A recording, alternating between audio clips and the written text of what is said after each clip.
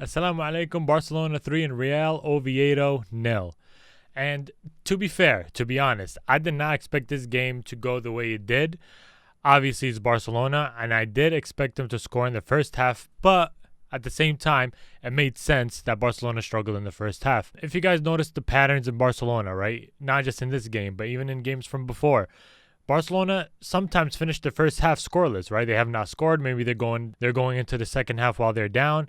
And as you guys know, last season, this season, Barcelona has performed a lot of remontadas, right? A lot of comebacks. So it was expected that Barcelona was going to win. They were heavy favorites heading into this match.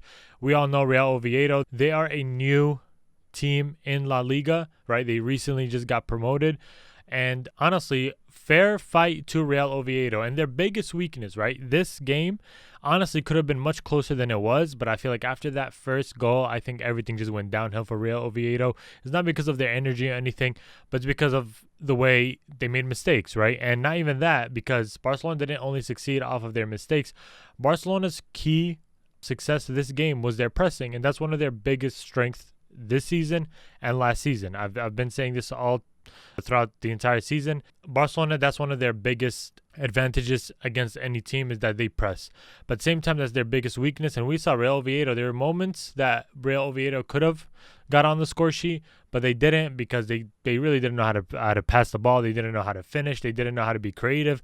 It was like Real Oviedo did not really do anything with the ball. And you guys can see, right, with the ball position, Barcelona has 73%. Real Oviedo only had 27%. So Real Oviedo barely had anything. They had 12 shots taken, but if you guys look at the numbers, it was 0 shots or big chances. So they really had no big chances. But honestly, I want to just say that a lot of the Barcelona fans are missing Inigo Martinez, but you guys have a great replacement for that, if I have to be honest. And he's probably the biggest or the most underrated player in Barcelona.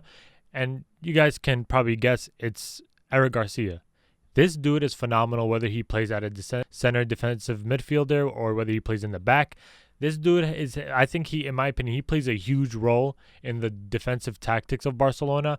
And without him, most likely Barcelona is going to struggle. You guys can see in this game as well. And I bet you, I didn't even look at the ratings yet. I don't even know who got the man of the match. But Eric García did really good in terms of playing his part in the match. Lamine Yamal honestly ended the game very well with the way he finished that ball.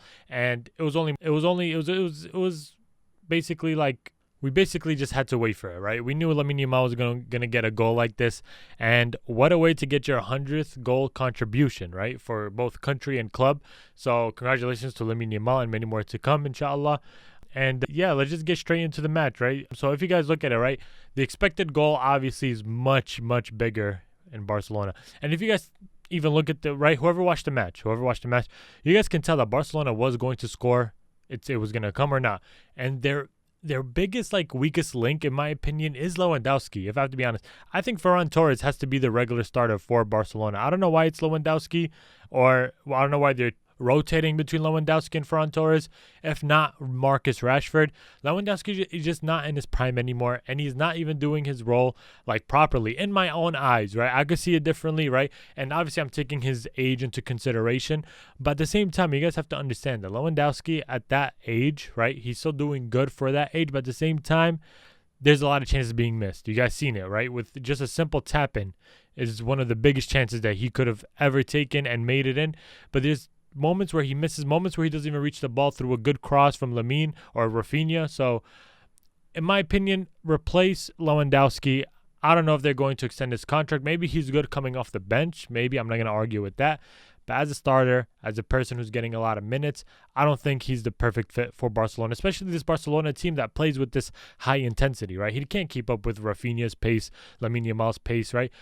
He's there, right? I'd say he's there, but he is not to that level that Barcelona or Hansi Flick wants these players to play at. And to be completely honest, a player that I do want to highlight is Dani Olmo. So Dani Olmo, in my opinion, is one of Barcelona's best players. He's top 3, if not top 4, because him coming off the bench, him starting, I'd say mostly him coming off the bench, he is a really important and a decisive player. Everybody knows this about Dani Olmo. I never heard this dude until last season, and honestly, seeing him how he performed last season, this season coming off the bench or even starting, he's really important and a player that's not getting highlighted, not getting enough media time. Dani Olmo is really creative. If he wants to get creative through crossing the ball, through passes, simple passes, he is that guy. But if you need a person who's also going to score you goals and not these regular goals, maybe you need magic, Dani Olmo is that guy. And I'm comparing him to Raphinha, Lamine Yamal. I'd rather choose Dani Olmo. Dani Olmo has been more consistent compared to those two players, or even Pedri, right? I'm not trying to say that he's better overall, but I'm saying that he's the most decisive player when it comes to needing goals, needing assists, needing creativity, and you need it in that moment. Sub in or play Dani Olmo in that game. And honestly, he did deserve this rating. He's been Barcelona's best player in this game throughout the entire 90 minutes. And Casado, to be honest, the way he replaced Pedri, obviously he was not getting highlighted a lot. And obviously they did get this win, which means that the ratings got boosted in FootMob. But like I said, Casado also, he was not the best, but at the same time, he did do his role in terms of defending, tracking back, right? He was like that six man, right? Whoever watches NBA, he's like that six man. Casado did good. I think De Jong could handle the midfield in terms of like being creative, finding passes, right? Connecting with teammates. But yeah, in my opinion, it was Dani Olmo's show. In the back line, I'm going to say it's Eric Garcia. Eric Garcia stopped a lot of balls, a lot of smart tackles, and he was, obviously it was risky tackles, but at the same time, Eric Garcia is that guy in the back, and he is the most, like, if I have to give an award to somebody, as of right now, to somebody who's like the most underrated player in La Liga, I'm not going to talk about the whole entire world, it's going to be Eric Garcia. He's not talked about a lot, but at the same time, look, he plays center back, he plays right back, he plays defensive midfielder, and he still does good in all those positions, right? He is that guy that every single team wants, that could play good in any positions you put him at. Now, I'm not going to say Eric Garcia was the man of the match. Obviously, those who are in forward and who gets goals, assists, they're the man of the match, and they're going to get more highlights compared to those in the back.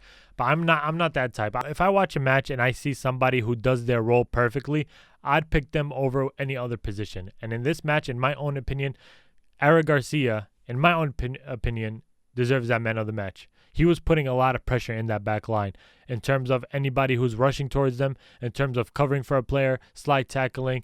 Juan Garcia, basically, he's acting like a second goalie. Eric Garcia is him, and honestly, when we face Barcelona again, is most likely going to be in May. This is the guy that we have to worry about, and we have to pick who's going to get past him, right? I believe when we first him, Eric Garcia was playing I think he was a center back. And even though we did get past him and all that, I think that Eric Garcia is not somebody we should sleep on. And he's a tough defender. In my opinion, I think he would do a much better job defending Vinicius Jr., maybe Mbappe, but Vinicius Jr. than Koundé or than Araujo. Eric Garcia, man, this guy's a beast, honestly. And props to him. But yeah, so I'm not going to lie. It was fun that I got to celebrate a little bit and got to have my joy for getting that top place in La Liga. But if you guys look at the table now, Barcelona regained that number one spot. But obviously what's good is that we're only 1 point different. So it comes down to who is going to lose the match first or the next match first. And right now, our next match is going to be Rayo Vallecano. And we are going to be... we're going to be home. It's going to be 8 a.m. I'm excited for this match, honestly, and I hope that we do win. We still have got a little injury going on, and Trent, we just need Trent back, honestly. We can't do this without Trent. Trent, like I said, he's one of our most key players in terms of being creative, in terms of passing, long balls, crosses, right? We need Trent back. That right back position has been our kryptonite ever since last season, ever since Carvajal got injured and we had to replace him with Lucas Vazquez. Now, over here, we have to play Valverde at right back position. I'm not going to say Valverde is horrible at right back. He is good in terms of playing that role or playing that temporary role. But it's good to have that natural right back player, right? Like Trent, Carvajal, whoever it may be. And going to Barcelona, their next match is going to be Elche.